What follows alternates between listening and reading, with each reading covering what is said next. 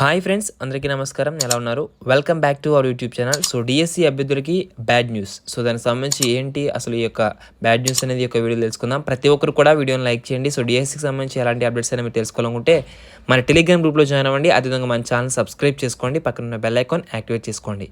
అయితే 6 సంవత్సరాల నుంచి టీచర్స్ జాబ్ నోటిఫికేషన్ కోసం ఎదురు చూస్తూ ధర్నాలు చేసి నోటిఫికేషన్లు తెచ్చుకొని చదువుకుంటూ వస్తున్న డిఎస్సి అభ్యర్థులకు సంబంధించి వారికి డైరెక్ట్గా రిక్రూట్మెంట్లో చూపించాల్సిన పోస్టులకు సంబంధించి మనకి సిఆర్టీ సో కాంట్రాక్ట్ ఉపాధ్యాయులు ఎవరైతే ఉన్నారో వారు రెగ్యులర్ చేయమని అడుగుతూ ఉన్నారు.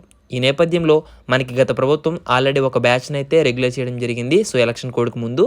సో ఈ నేపథ్యంలో మరొక బ్యాచ్ ఈ యొక్క సిఆర్టీలను రెగ్యులర్ చేయాలని మనకి ధర్నాలు అయితే చేస్తున్నారు.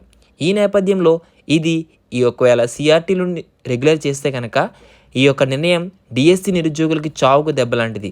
అయితే సిఆర్టీగా పనిచేసిన ఉపాధ్యాయులు వారు డైరెక్ట్గా రెగ్యులర్ చేయాలని అడిగితే నిరుద్యోగుల పరిస్థితి ఏంటి? సో ఒకవేళ సిఆర్టీగా పనిచేసినందుకు వాళ్ళ జీతాలు పెంచమనో లేదా డిఎస్సిలో గ్రేస్ మార్క్స్ కలపమనో అడగాలి. కానీ సో అన్ని డిపార్ట్మెంట్లలో రెగ్యులర్ పోస్టుల భర్తీకి సంబంధించి కాంట్రాక్ట్ ఉద్యోగుల సర్వీస్కి అనుగుణంగా గ్రేస్ మార్కులు కలిపే విధానం అమల్లో ఉంది. అయితే ఈ నేపథ్యంలో ఇలా సిఆర్టీలను రెగ్యులర్ చేస్తే కనుక లక్షల మంది నిరుద్యోగ యువత జాబ్స్ కోసం వేచి చూసి వయసు వృధాగా పోతుంది. మనకి వచ్చే మెగా డిఎస్సిలోకి సంబంధించి కూడా పోస్టుల సంఖ్య అయితే తగ్గిపోనుంది ఒకవేళ ఇలా సిఆర్టీలను రెగ్యులర్ చేస్తే. ఆల్రెడీ గత ప్రభుత్వం ఒక బ్యాచ్ని అయితే రెగ్యులర్ చేయడం జరిగింది ఎలక్షన్ కోడ్కు ముందు. మరొక బ్యాచ్ ఈ యొక్క సిఆర్టీ వారు ధర్నా చేస్తున్నారు రెగ్యులర్ చేయమని. మనకి డిఎస్సికి సంబంధించి ఈ విధంగా అప్డేట్స్ అయితే ఉన్నాయి. అదేవిధంగా మనకి డిఎస్సికి సంబంధించి అఫీషియల్ షెడ్యూల్ అయితే ఎలాంటిది రాలేదు. సో ఏదైతే ఈ యొక్క సిఆర్టీకి సంబంధించి రెగ్యులర్ జీవో ఇచ్చినట్లు ఉన్నారు, అయితే ఆ యొక్క వాస్తవానికి కాంట్రాక్ట్ వారిని రెగ్యులర్ చేయాలని ఎక్కడా లేదు.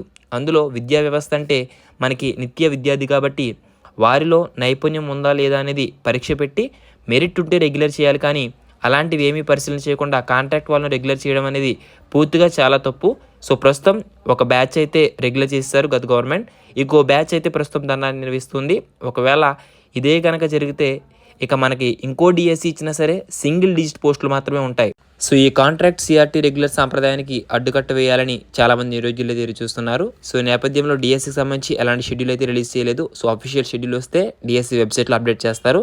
సో వాట్సాప్ టెలిగ్రామ్లో హల్చల్ చేస్తున్న షెడ్యూల్ అనేది పూర్తిగా అవాస్తవం. ఓకేనా? సో ఎప్పటికప్పుడు ఇలాంటి అప్డేట్స్ అనేవి మన ఛానల్ అందించడం జరుగుతుంది. దీనికోసం మీరు సబ్స్క్రైబ్ చేసుకోండి. అదేవిధంగా ఈ యొక్క విధానంపై సిఆర్టీ వారిని రెగ్యులర్ చేస్తే కనుక డిఎస్సి అభ్యర్థులకి చాలా నిరాశే.